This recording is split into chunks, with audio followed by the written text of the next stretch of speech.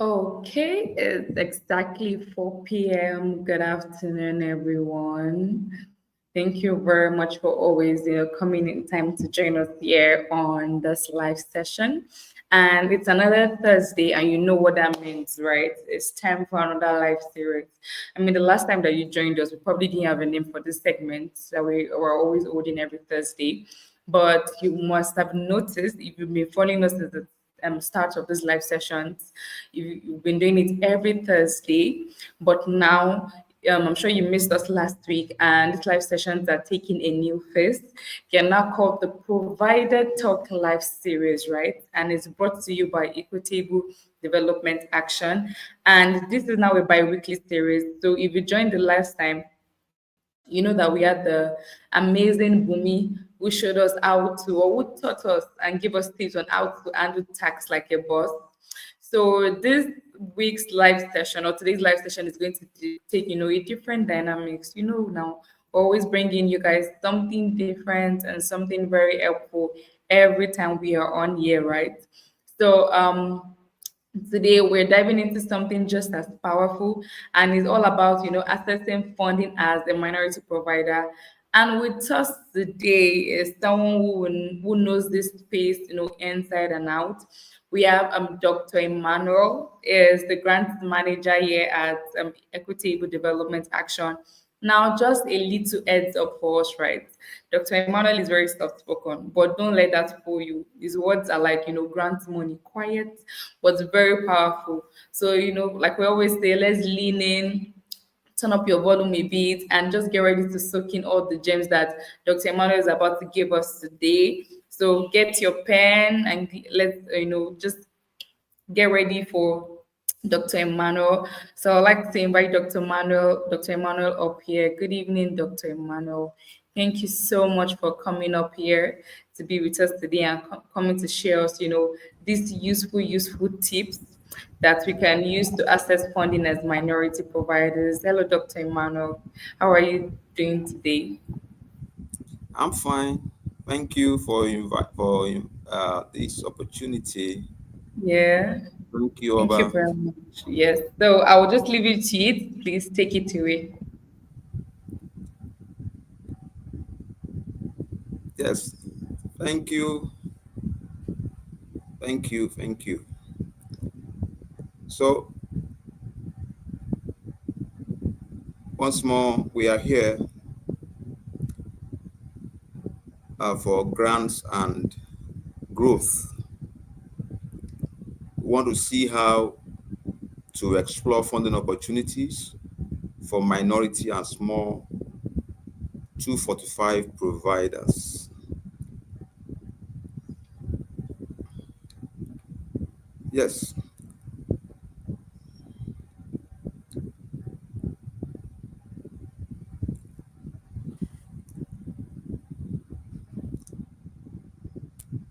Why this session? The problem that minority small 245 providers often have is they miss funding due to limited awareness of grant opportunities, time constraints for applications, and being unfamiliar with how to apply for grants.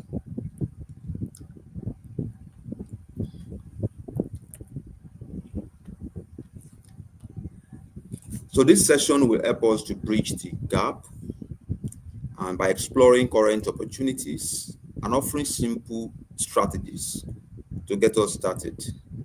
So we are able to resolve the challenges we often have when it comes to exploring grants, when it comes to identifying which grants to apply for. Uh, Oftentimes we have these challenges of access, time. We want to know, okay, where do we actually look as small providers? We don't have the network or the staff to stay updated on grant opportunities. So we are unaware of where to find relevant RFPs. And sometimes the time for the applications take too long.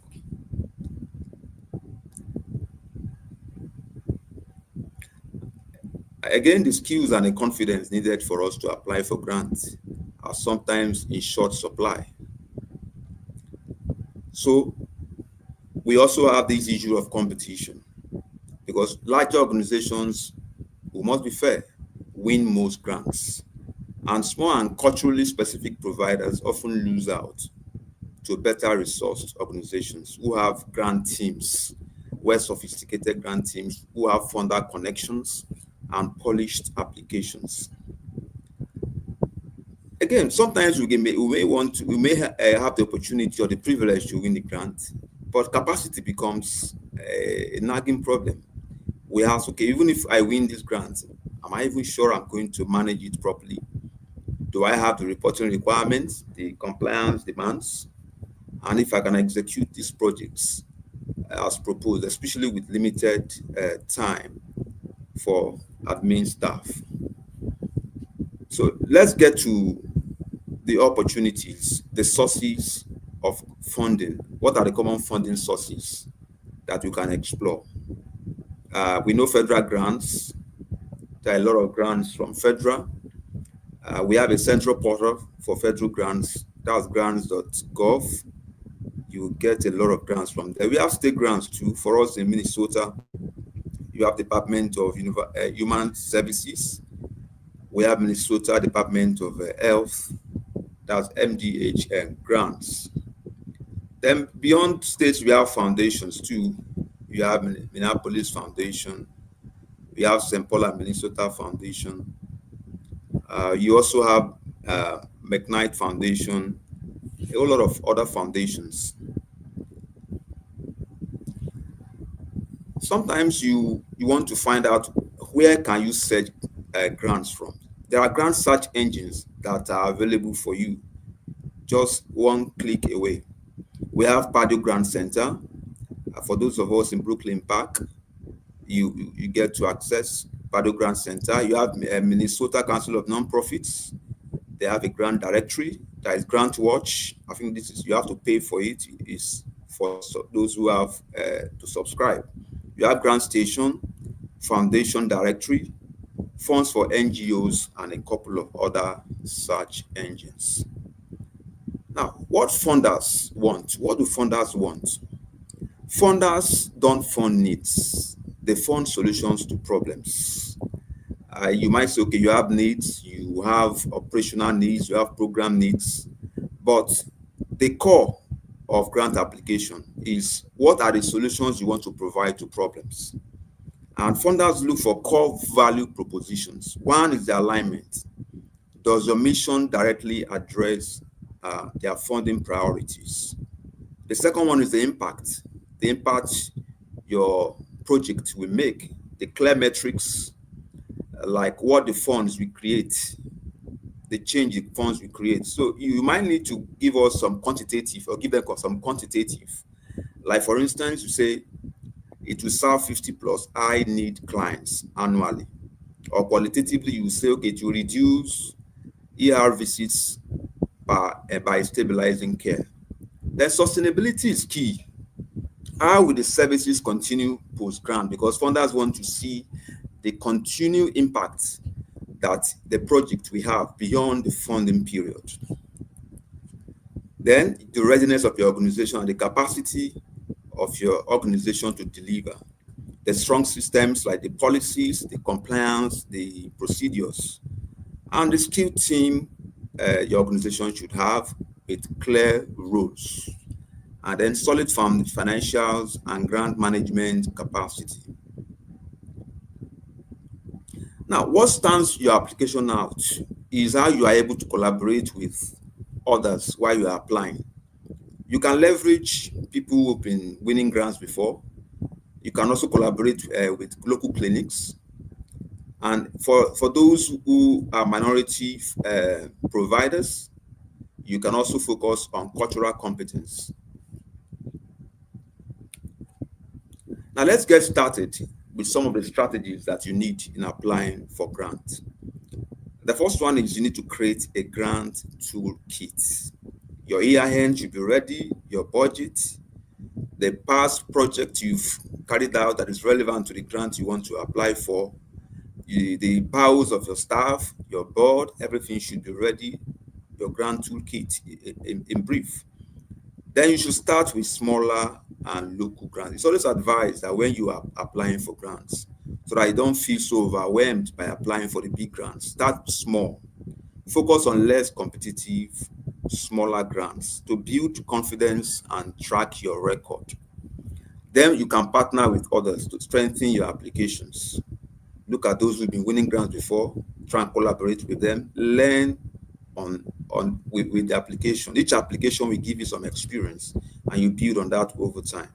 Then there are so many free resources you can always access. Leverage free resources and networking too. Attend grant workshops, tap into local networks like Minnesota Council of Nonprofits. They have so many resources that will benefit your application.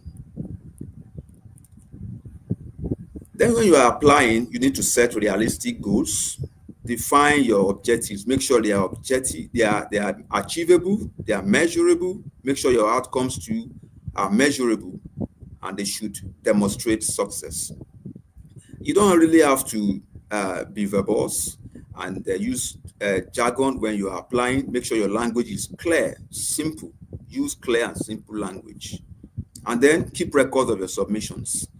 As you make each submission, as you apply, make sure you track your submissions, track and learn from the feedback given so that you can improve your future proposals.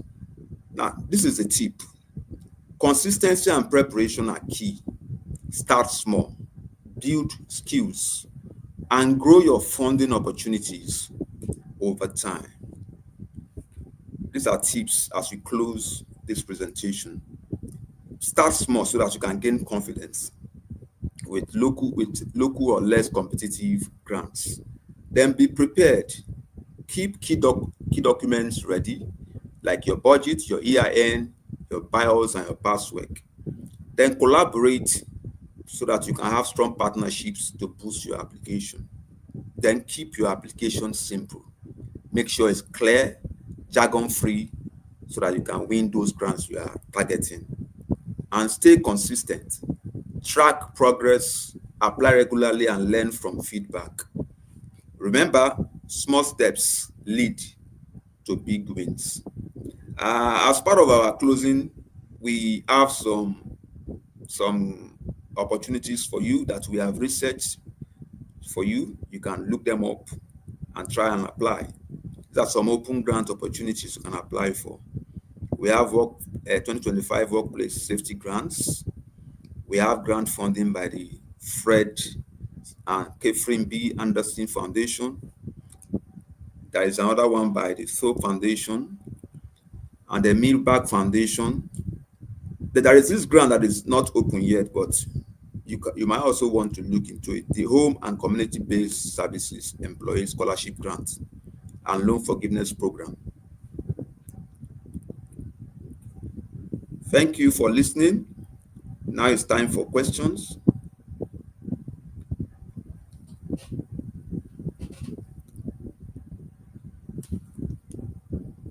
Hello, Mr. Dr. Emmanuel. We're happy to have you here today. That was a very, very insightful presentation. Thank you so much for being here with us today. Thank you. I was going to ask you, yes. So I was going to ask, if you have one golden rule for looking for grants, what would it be? One golden rule.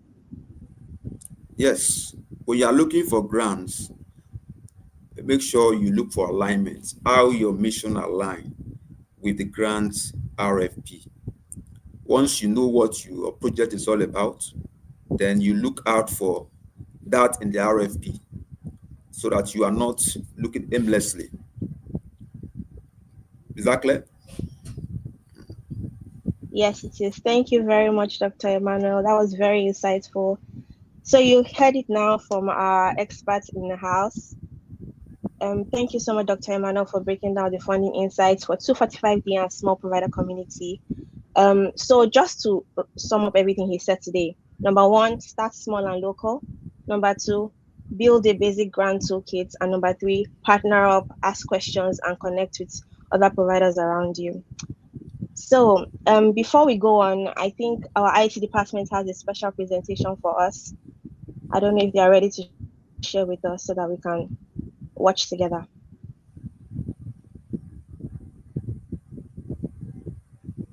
Welcome to the EDA Training Academy, where learning meets community. In this short guide, we'll walk you through how to navigate and make the most of your learning experience on academy.e2ct.org. Step 1. To begin, head over to academy.e2ct.org. On the landing page, feel free to scroll through and explore ongoing courses, programs, and everything you need to know about our training academy. Click the Courses tab to browse through available courses. Once you find one that interests you, you can enroll directly. Now, here's something special. Click the Community tab to find groups that align with your interests. At EDA Academy, you must join a community before taking a course. This helps you connect with fellow learners, ask questions, and grow together. To access full features, click Get Started or use the Login/Sign Up button on the top right of your screen. You can sign up using your Gmail or create an account with your email and password. Follow the prompts to complete your registration or login. Step 2. Sign up/login. Click Get Started or the Login/Sign Up button in the top right navigation bar. Choose to sign up using your Gmail account or your email and a password. Follow the on-screen instructions to complete registration or log in. Once logged in, you'll be prompted to upload a profile picture. Fill out your bio. Step 3. Navigate the sidebar. The left sidebar gives you access to join a group, take a course, manage subscriptions. Step 4. Join a community group. Note, you must join a community before you can access any course. Click Join a Group on the sidebar. On the left, you'll see group icons. Hover over any icon to see the group name. Click on any group to explore it further. Inside the group, you will find the following tabs. Discussion. Members interact and share ideas. Learning. Courses available in that group. Members see and connect with fellow learners. Events. Webinars, workshops, or physical meetups. Leaderboard. A gamified section rewarding contributors with points. About. Overview of the group and its objectives. To join, scroll to the bottom right of your screen and click Join Group. If not signed in, you'll be prompted to log in first. You can also use the up/down arrows at the top left of your screen to scroll through other communities. The Channels section allows group-specific communication. Step 5. Take a course. Click Take a Course from the sidebar. You will see a list of available courses based on the communities you've joined. If you haven't joined any community, this area will be empty. Use the top tabs. All courses, view all courses available to your communities. My courses, view the courses you're enrolled in. Step 6. Use the top navigation icons. Home icon. Return to the home page. 9 dot icon. Quick navigation to courses or communities. Notification bell. View notifications and updates. Profile icon. Manage your account or log out. Step 7. Manage subscriptions. Click on Manage Subscriptions from the sidebar to access full account settings, including account, update your profile and personal info, social media, add and manage your social handles, set visibility preferences, certificates, view all certificates earned from completed courses, billing and subscription, manage course and community payments, if applicable, communities and chats, oversee communication across joined groups, language, change the platform's display language, notifications, customize the alerts you wish to receive. You are now ready to fully explore and benefit from the EDA Training Academy. Engage with communities, enroll in impactful courses, and grow your skills with support every step of the way. For additional help, contact the platform support team or your community admin. Welcome to the EDA Training Academy, where learning meets community. In this short guide, we'll walk you through how to navigate and make the most of your... Right. All right. Welcome back, everybody. I don't know about you, but that really excited me. I cannot wait to continue learning on the platform. I've already joined, and I think you should hurry up, go and join and start learning with us. So I'm just going to take a few announcements before we close up today. First of all, something big is coming up, our Rise Summit 2025. Something big, something transformational, and it was built with just you in mind. So look out, check our social media pages, and we are going to be dotting our information as the weeks go by. So if you missed today's session, no worries, we've got you. You can just check our YouTube channel at Equitable Development Action. And remember, we have our bi-weekly programs, our bi-weekly lives on YouTube, LinkedIn, and on Facebook. And the slides from today that Dr. Emmanuel so graciously shared with us will also be on our training academy, so you can check that out too. Training.edact.org. All the information will be sliding right across the screen. And if you don't remember, you can always check our social media as well. Our first module on navigating to 45D compliance and best practices has been put up now, so you can check that out. Our module 2 is coming next week, Monday, so I am very excited for that as well. So I'm just going to tell you our social media handles again, and then we'll end for the day. So we have Instagram, Providers Forum 245D. Facebook and LinkedIn is Equitable Development Action. And if you have any inquiries, if you have any questions, you can always reach us at providersupport@edact.org. And if you found today insightful, if you found the talk very insightful and helpful, you can always share. Like, I'm sure there's somebody in your community that also needs to learn this information as well. So until we see you again next week, stay connected, stay encouraged, and keep rising. Thank you so much for joining us today. Bye. And thank you so much, Dr. Emmanuel, for joining us today. Bye, everyone.